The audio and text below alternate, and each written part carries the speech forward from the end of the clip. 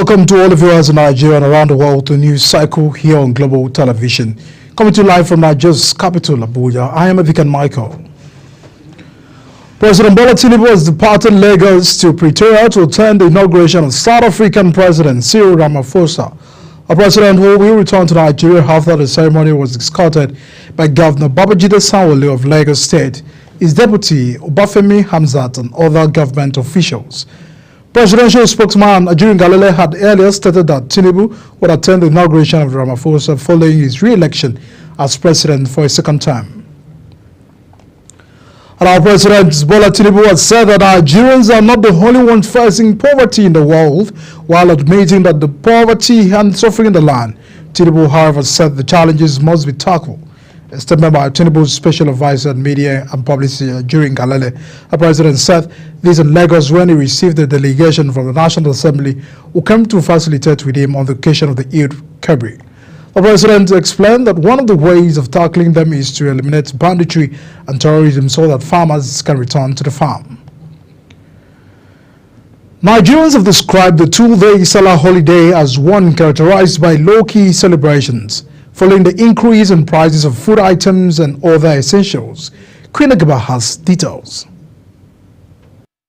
While some say the holiday is a time for family, rest and religious observance, others have varying opinions that the current state of the economy has significantly impacted the celebration. It's been quite tough, to be honest. I'm sure a lot of people have had a very quiet celebration. I mean, in the past, I would always get ramps from my Muslim fellows. This time around, I even got chicken. That's to show you the shifting. So everybody is adjusting to the time and managing themselves. And there's no other way. I mean, we have to adjust and manage. As the president said, we have to tighten our belt a bit and sacrifice, and that's what we're doing. But we're just hoping that in future, or very soon, hopefully, things will get better. It has been fine. I went for a tournament for 3 days. Then I just came back yesterday, so I came to see somebody to give them a chessboard. Because my daughter plays chess, the holiday has been more of a chess tournament for her, so taking her there, really it was a challenge because of the fighting, but what would I do? I have to keep up. So I took her there for straight 3 days, so it has been fun. Things are pretty expensive. A rubber of tomatoes, fresh tomatoes, with just 4. It's 400 naira. Can't even afford meat. We're begging the present government. One thing they should do is let one refinery, just one, let it work. So transportation will come down. The respondents called on government to make life meaningful by working to make essential commodities affordable to enable people observe religious festivities with merriment. Queen Agaba reporting for Global Television News.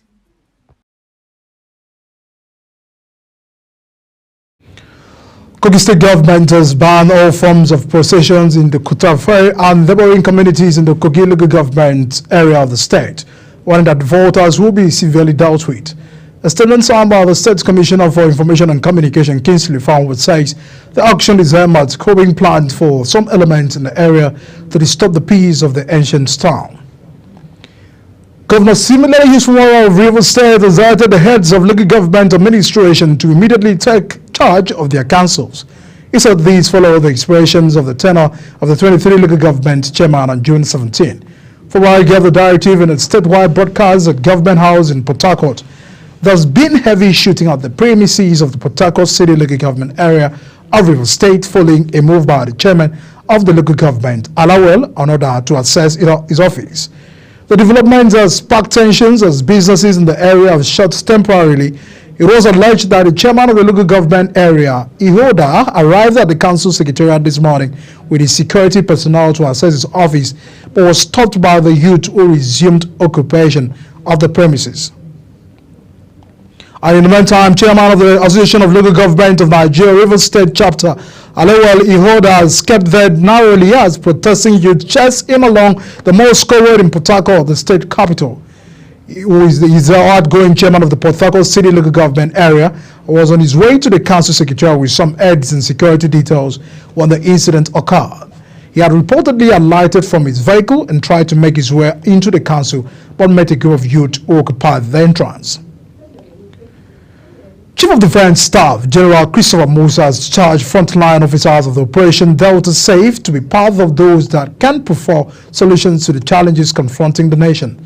General Musa, who hosted the frontline troops of Operation Delta Safe on the Eid celebrations luncheon in Port Harcourt, Rivers State capital, lauded the officers for their sacrifices and efforts in protecting critical assets and economy of the country, especially in the Niger Delta region, which he described as the cannabis hub. He said, sacrifice made by the officers of Operation Delta 7 in protecting the critical assets of the country must not be taken for granted.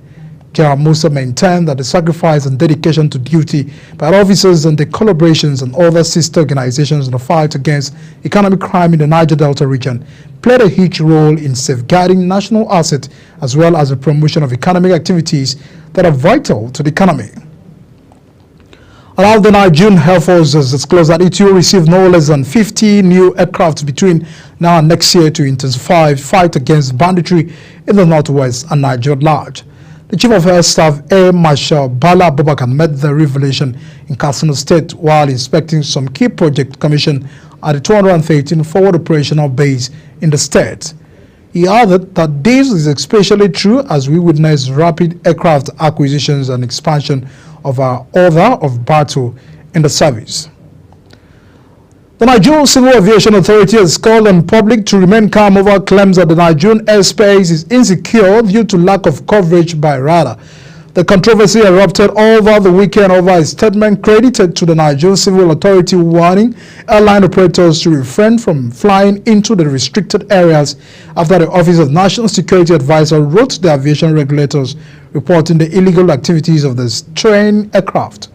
The development sparked discussions in the aviation industry, fueling insinuations that the aircraft strayed to the sky above the presidential villa over lack of radar coverage.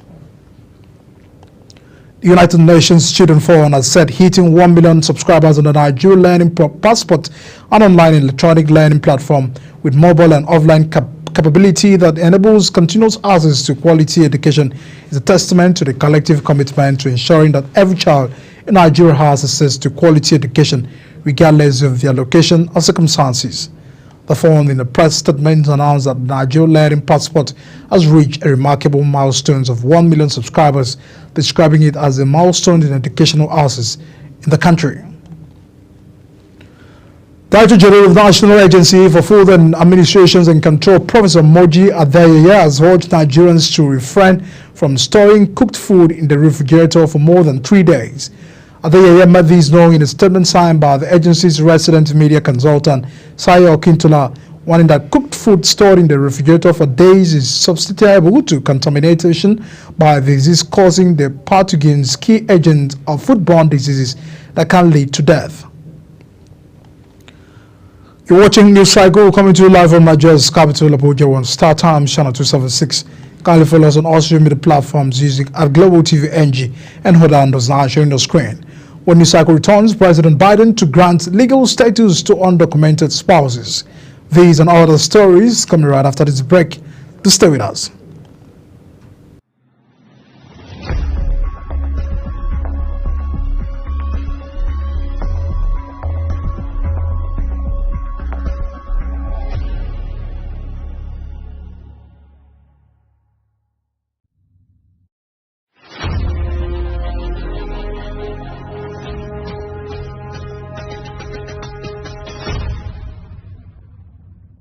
For an insightful idea that takes the center stage and the conversation that gets beyond the headlines, to explore the lasting impact of political decisions, Big Talk got you covered.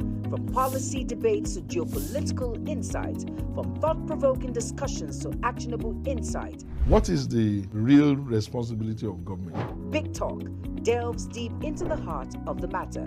Join us weekdays on global televisions from 6:30 p.m. for a reverting journey into the heart of politics, where we dissect issues shaping our society.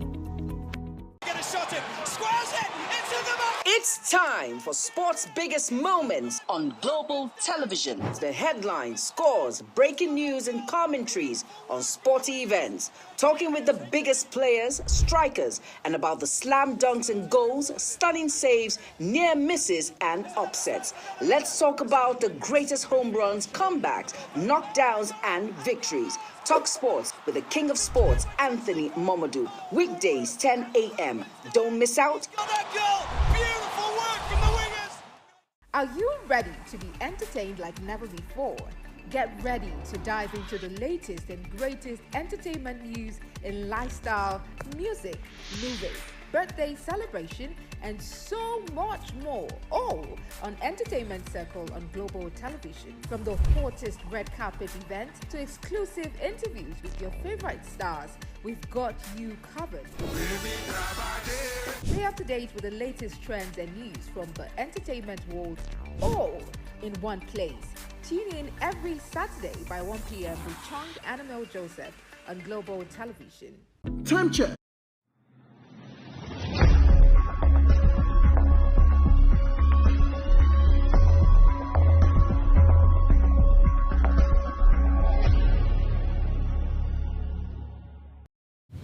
You're still watching the news cycle here on Global Television. Many thanks for staying with us.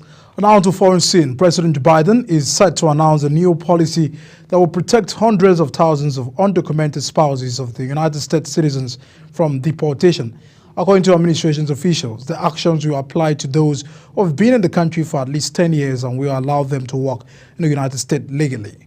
It marks the most significant relief program for undocumented migrants already in the United States since the Obama administration announced their deferred action for childhood arrivals, or DACA, in 2012.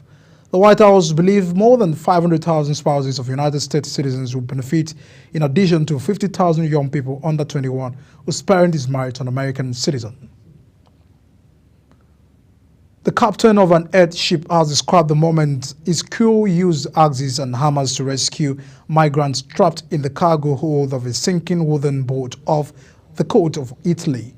The event captain's rescue and Earth versus his crew initially saved 50 migrants stuck on the deck of the distressed boat near the island of Lampedusa before smashing their way through the ship to save 2 men trapped before the deck. He said 10 other men were found dead below the deck of the ship, with aid workers stating that another 64 people were still missing at sea after another nearby vessel sank near the Italian region of the Calabria.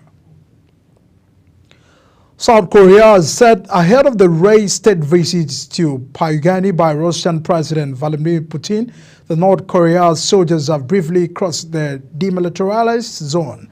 The soldiers retreated after the South Korean military fired warning shots, but the Seoul believes their violations of the border was not intentional. South Korea said it believed that the soldiers accidentally crossed as they were fortifying the border, the second such incident in over a week. And now to business. Nigeria's trade surplus with countries in the Economic Community of West African States, ECOWAS, rose by 216% year-on-year to 1.14 trillion naira in the first quarter of 2024.